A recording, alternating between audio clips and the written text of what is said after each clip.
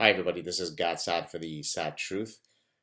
Reasoned debate involves the weighing of evidence, both for and against a particular position, and then hopefully arriving at some informed decision based on the totality of information that bears on the issue at hand.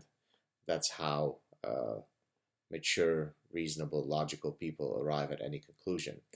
Of course, some folks who are strongly driven by ideology and who may not have the weight of evidence in their favor will engage in all sorts of reprehensible tactics to try to alter the discourse on a given issue. So, for example, you're pretty certain to know that if somebody starts hurling insults at you in a debate, they're probably on the losing side of that particular debate.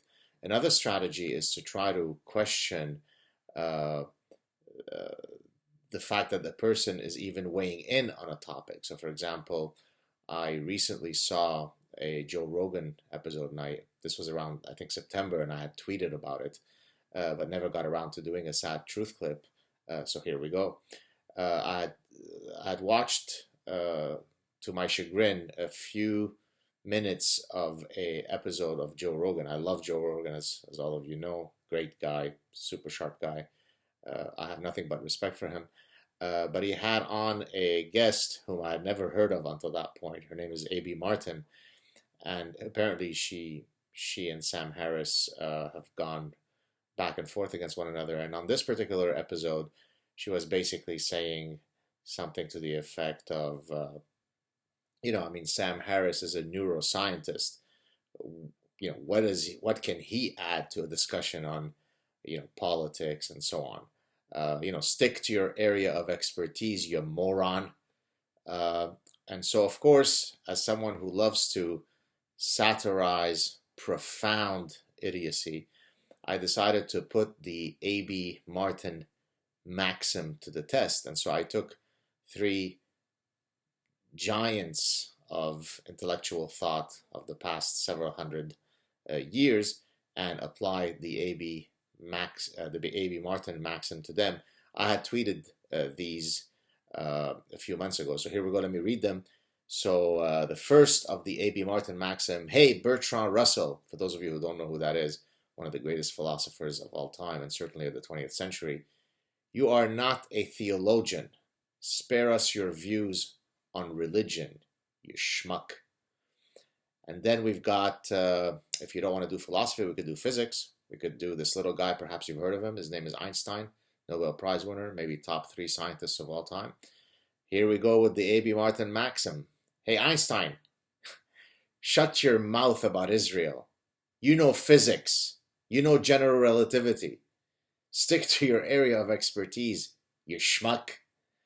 Now, you want to go further back? You don't like Bertrand Russell? You don't like Einstein?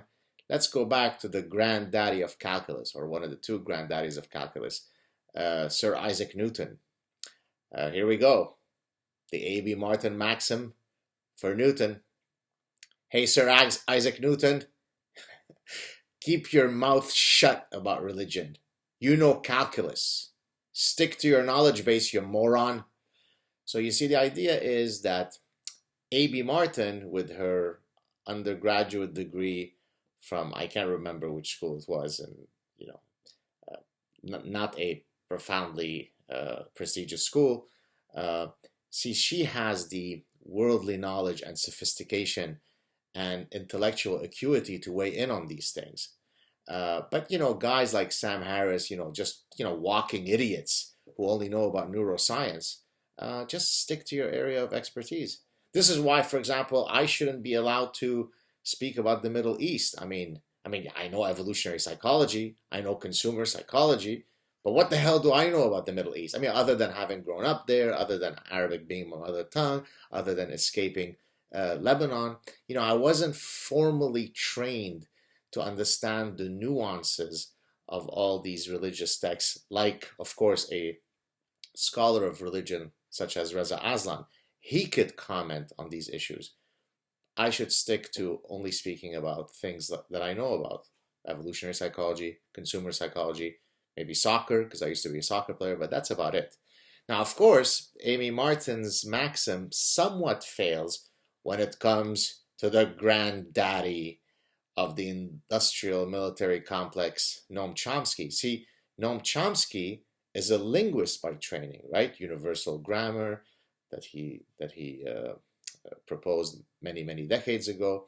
So his training in linguistics is perfectly consistent with then him spending the next 40-50 years engaging in profound delusional thinking about geopolitics. He's allowed to do that.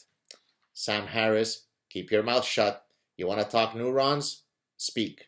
You want to talk synapses? Speak. You want to talk about anything else? Keep your mouth shut. You don't have a PhD in those issues. That's what happens when somebody is losing a debate. They come up with all sorts of unsavory ways to shut the debate. So there you have it. Have a great weekend, everyone. Please subscribe if you haven't done so already. Contribute to via Patreon if you can. And I'll talk to you soon. Ciao.